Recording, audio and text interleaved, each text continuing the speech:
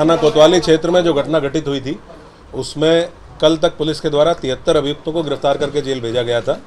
आज टोटल 8 अभियुक्तों को पुलिस के द्वारा गिरफ्तार किया गया है, जिसमें 2 अभियुक्त पुलिस मुठभेड़ के दौरान थाना सीबीगंज की टीम के द्वारा गिरफ्तार किए गए हैं। इसके अलावा 6 अन्य अभियुक्त हैं, जिसमें थाना कोतवाली के द्वारा डॉक्टर नफीस खान पुत्र अब्दुल वहीद और फरमान खां पुत्र नफीस खां, ये 2 अभियुक्त गिरफ्तार किए गए हैं। और थाना बारादरी पुलिस के द्वारा शान, मोहम्मद नदीम, रिजवान, अमान हुसैन और ताजिम, ये लोग गिरफ्तार किए गए हैं। इस प्रकार से टोटल हम लोगों के 8 अभियुक्त हैं जो आज की डेट में गिरफ्तार होकर जेल जा रहे हैं। टोटल पुलिस के द्वारा अब तक 81 अभियुक्त इसमें गिरफ्तार किए जा चुके हैं। हम लोगों की टीमें सीसीटीवी के माध्यम से, ICCC कंट्रोल रूम के जो फुटेजेज उपलब्ध हैं उसके माध्यम से, ड्रोन की जो फुटेजेज उपलब्ध हैं उसके माध्यम से लगातार इस आइडेंटिफिकेशन के लिए लगे हुए हैं कि कौन कौन ऐसे लोग थे जो भीड़ को उकसाने में और भीड़ को एग्रेसिव बनाने में शामिल थे। हम लोगों का मेन फोकस उन लोगों के ऊपर है जिन्होंने इस पूरे प्रोटेस्ट को ऑर्गेनाइज करने में और जो वहाँ पे भीड़ एकत्र हुई उसको एग्रेसिव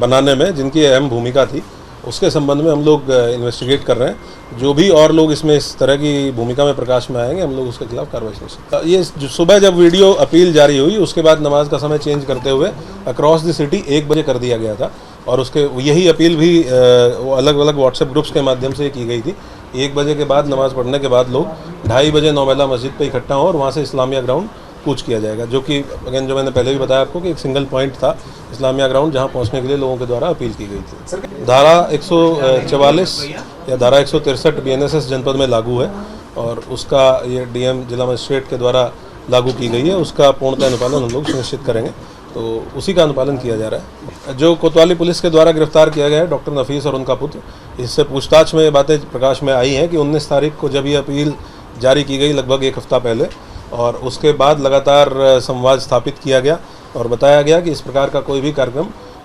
लॉ एंड ऑर्डर के पॉइंट ऑफ व्यू से, क्योंकि त्योहारों का समय है और उसके साथ साथ पहले भी इस तरह के जब कार्यक्रम हुए हैं तो काफ़ी समस्याएं पैदा हुई हैं, बहुत घटनाएं हुई हैं,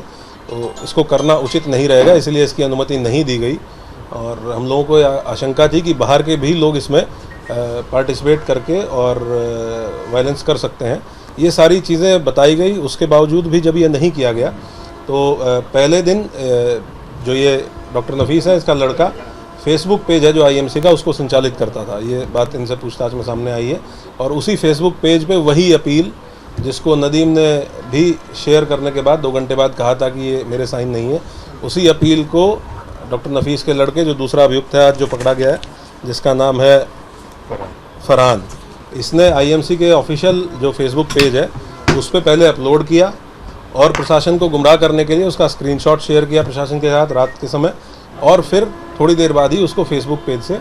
डिलीट कर दिया। सर, अभी तक जांच कहाँ तक पहुंची और कितना अभी वक्त लगेगा पूरे तस्वीरें भी साफ होने? अभी तो समय लगेगा क्योंकि हम लोग अभी इन्वेस्टिगेशन कर रहे हैं और अरेस्टिंग इंश्योर कर रहे हैं। उसके साथ साथ अलग अलग टीमें, उसके साथ साथ जनपद में त्यौहार का समय है तो हम लोग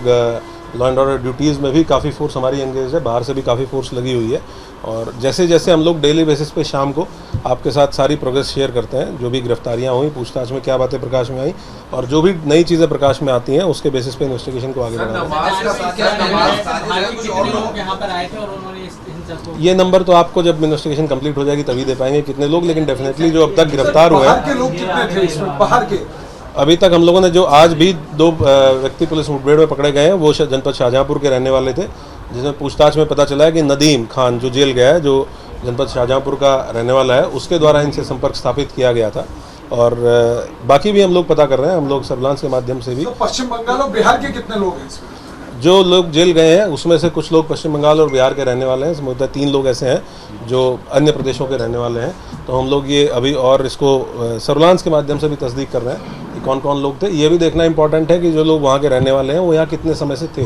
तो हम लोग उस पर भी इन्वेस्टिगेशन कर रहे हैं कि क्या ये कुछ समय पहले आए थे या लंबे समय से यहाँ थे। तो जैसे चीज़ें क्लियर होंगी हम लोग शेयर। हमारा मेन जो फोकस है वो इसी चीज़ पर है कि जो लोग इस प्रोटेस्ट को ऑर्गेनाइज कराने में और भीड़ को उकसाने में थे, तो डेफिनेटली जो लोग हमारे द्वारा गिरफ्तार किए गए हैं उनकी पूछताछ में कुछ नाम आए हैं। उन नामों को हम during the course of investigation verify करेंगे, तस्दीक करेंगे और अगर कंफर्म होता है तो गिरफ्तारी सुनिश्चित। क्या NSA की कार्रवाई करें? अभी तो हमारी इन्वेस्टिगेशन चल रही है और NSA की कार्रवाई परिस्थितियों को देखते हुए तत्कालीन समय जनपद में जो परिस्थितियाँ होती हैं उनको देखते हुए की जाती है। अभी हम लोग इस पॉइंट पर इन्वेस्टिगेट कर रहे हैं कि ये घटना किस प्रकार से हुई, किसके द्वारा की गई। क्या इन आरोपियों की संपत्ति चिन्हीकरण हो रही है सर?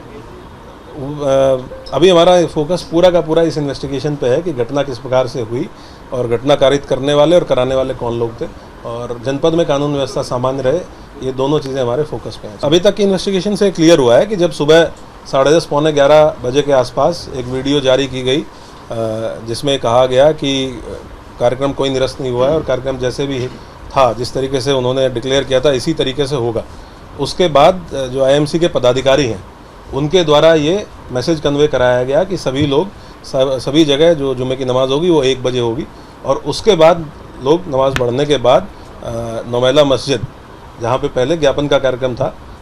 अपील में लिखा गया था कि ज्ञापन दिया जाएगा, वहाँ एकत्र होंगे और उसके बाद इस्लामिया कूच करेंगे। तो ये उस वीडियो जारी होने के बाद सुबह 10:30 पौने 11 बजे से लेके और 1 बजे के बीच में इस मैसेज को कन्वे किया गया कि जो जुमे की नमाज़ होगी वो 1 बजे होगी, क्योंकि नॉर्मली यहाँ नमाज़ आपने सही कहा कि वो लगभग 12:30 से और पौने 4 बजे के आसपास तक होती है, लेकिन उसकी टाइमिंग चेंज किया जाना उन 2-3 घंटों में और 1 बजे डिक्लेयर किया जाना, उससे ये क्लियर है कि वो